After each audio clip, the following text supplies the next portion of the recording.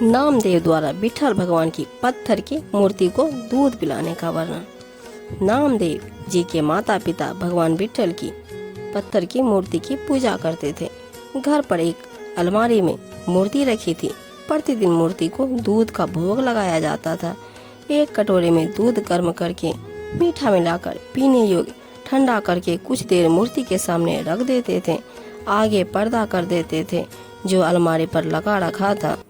कुछ देर पश्चात उसे उठाकर अन्य दूध में डालकर प्रसाद बनाकर सब पीते थे। नामदेव जी केवल 12 वर्ष के बच्चे थे। एक दिन माता पिता को किसी कार्यवश दूर अन्य गांव जाना पड़ा। अपने पुत्र नामदेव से कहा कि पुत्र, हम एक सप्ताह के लिए अन्य गांव में जा रहे हैं, आप घर पे रहना। पहले विठल जी को दूध का भोग लगाना, फिर बाद में भोजन खाना। ऐसा नहीं किया तो भगवान विठल नाराज हो जाएंगे और अपने को श्राप दे देंगे, अपना अहित हो जाएगा।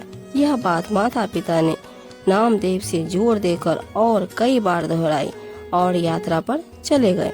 नामदेव जी ने सुबह उठकर स्नान करके स्वच्छ वस्त्र पहनकर दूध का कटोरा भरकर भगवान की मूर्ति के सामने रख दिया और दूध पीने की प्रार्थना की, परंतु मूर्ति ने दूध नहीं पिया।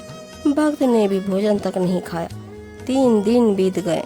प्रतिदिन इसी प्रकार दूध मूर्ति के आगे रखते और विनय करते कि हे विठल भगवान, दूध पी लो, आज आपका सेवादार मर जाएगा, क्योंकि और अधिक भूख सहन करना मेरे वश में नहीं है। माता पिता नाराज होंगे।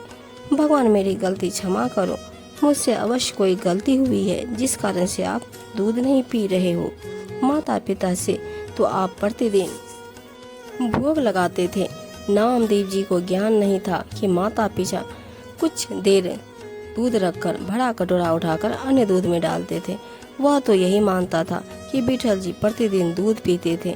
चौथे दिन बेहाल बालक ने दूध गर्म किया और दूध मूर्ति के सामने रखा और कमजोरी के कारण चक्कर खाकर गिर गया। फिर बैठे बैठे अर्जी लगाने लगा तो उसी समय मूर्ति के हाथ आगे बढ़े और कटोरा उठाया, सब दूध पी लिया। नामदेव जी की खुशी का कोई ठिकाना नहीं रहा।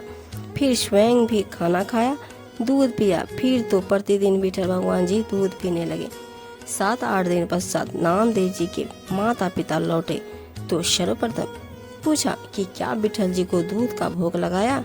नामदेव जी ने कहा कि माता पिता जी, भगवान ने 3 दिन तो दूध नहीं पिया।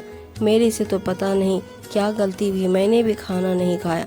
चौथे दिन भगवान ने मेरी गलती क्षमा की, तब सुबह दूध पिया, तब मैंने भी खाना खाया, दूध पिया। माता पिता को लगा कि बालक झूठ बोल रहा है, इसलिए कह रहा है कि चौथे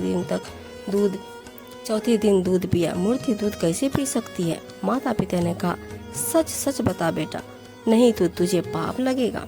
विठल भगवान जी ने वास्तव में दूध पिया है? नामदेव जी ने कहा, माता पिता, वास्तव में सत्य कह रहा हूँ। पिताजी ने कहा कि कल सुबह हमारे सामने दूध पिलाना। अगले दिन नामदेव जी ने विठल भगवान की पत्थर की मूर्ति के सामने दूध का कटोरा रखा। उसी समय मूर्ति के हाथ आगे बढ़े, कटोरा उठाया और सारा दूध पी गए। माता पिता तो पागल से हो गए। गली में जाकर कहने लगे कि नामदेव ने विठल भगवान की मूर्ति को सचमुच दूध पिला दिया। यह बात सारे गांव में आग की तरह फैल गई, परंतु किसी को विश्वास नहीं हो रहा था। बात पंचों के पास पहुंच गई। नामदेव का पिता झूठ कह रहा है कि मेरे पुत्र नामदेव ने पत्थर की मूर्ति को दूध पिला दिया। पंचायत हुई। नामदेव तथा उसके पिता को पंचायत में बुलाया गया और कहा कि क्या यह सच है, नामदेव ने विठल भगवान की मूर्ति को दूध पिलाया था? पिता ने कहा कि हाँ, हमारे सामने पिलाया था। पंचों ने कहा कि यह भगवान विठल जी की मूर्ति रखी है, यह दूध का कटोरा रखा है, हमारे सामने नामदेव जी दूध पिलाए तो मानेंगे, अन्यथा आपको सपरिवार गांव छोड़कर जाना होगा। नामदेव जी ने कटोरा उठाया और भगवान विठल जी की मूर्ति के सामने किया। उसी समय कटोरा विठल जी ने हाथों से पकड़ा और सब दूध पी लिया। भगवान, पंचायत के व्यक्ति तथा दर्शक हैरान रह गए।